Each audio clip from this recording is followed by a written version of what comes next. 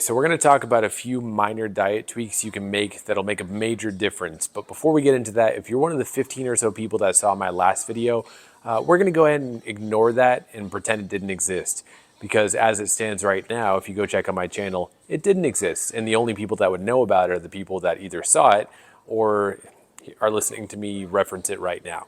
So moving on, we're going to go ahead and talk about these diet tweaks because I think they're very, very helpful if you're not doing them already. And some people may be doing these already, but some people may also be thinking about it in the wrong way. So I want to point these out here and help you out in terms of making sure that you can get to your ideal goal body in time. And this is an easy way to make a difference. So in terms of the first thing, the number one thing that I tend to talk about when it comes to, like, aside from like calorie tracking and working out, is not drinking calories. This has been an absolute game changer for me because I used to drink Mountain Dew all the time. I used to drink Coke all the time. All these different types of drinks that have so many calories, like a medium caramel, or actually it was a large caramel iced coffee with extra cream and extra sugar. That was like 400 calories, or some of the Starbucks drinks out there like 500 calories or more. It's absolutely insane how fast these drinks add up in terms of calories, and it's so easy to get to 1,000 calories in a single day just on drinks. Just drinks that don't really fill you up and don't really add a whole lot to your life, except for maybe a little bit of caffeine and maybe some calories and some quick energy.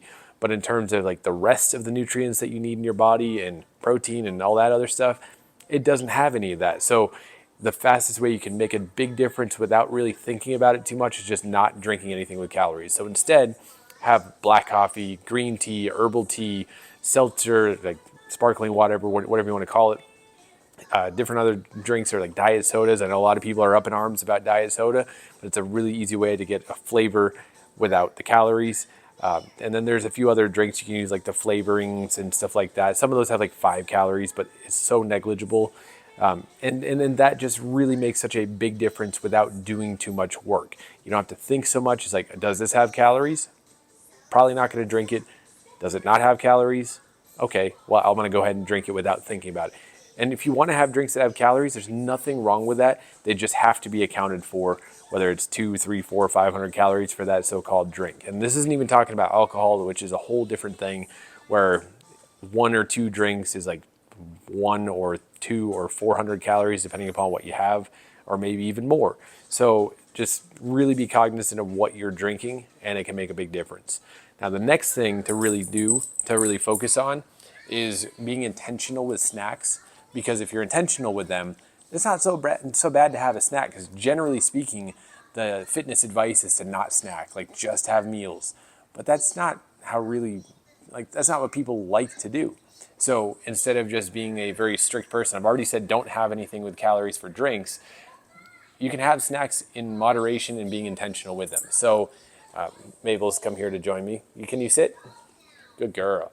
So as far as the snacks go, just for the sake of example, you don't want to have like a giant bag of Ruffles and like the family size pack of Ruffles and call it a day and think that's okay. Obviously, you have a binge session every so often. There's ways you can handle that.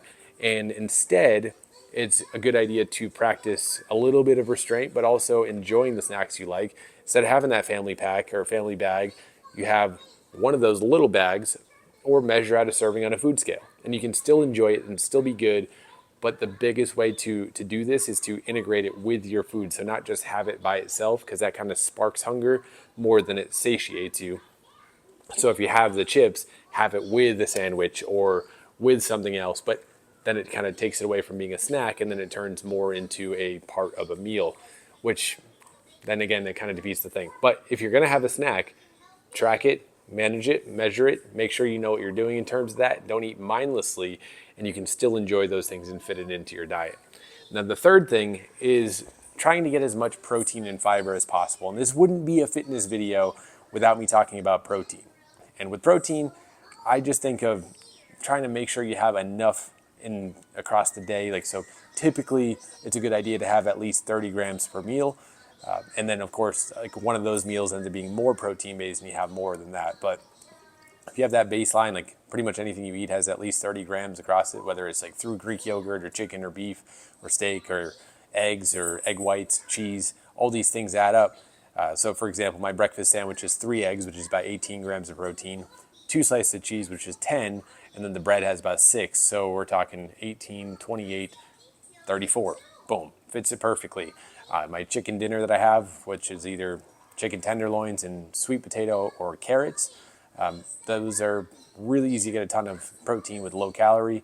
And then as far as the fiber side, sweet potato, carrots, apple sauce is a major life hack. It's only like 3 grams a serving, but you have 2 servings for 200 calories.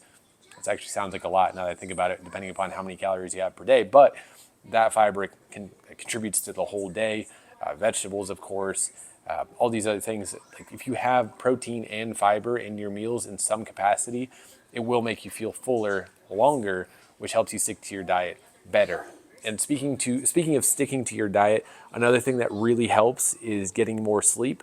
But as I am a parent of 2 under 3 years old, this is just hearsay. I'm not actually talking through experience on that one. But I am on the other 3. So hopefully you find these helpful. Hopefully you found them insightful. If you have anything else that you would add, let me know in the comment section below. If you have any questions, let me know. And of course, head over to gainswithgabe.com for my daily newsletter, programs, coaching, and all of the above. So, all right, that's all for now. Thanks so much for being here, and I will talk to you next time.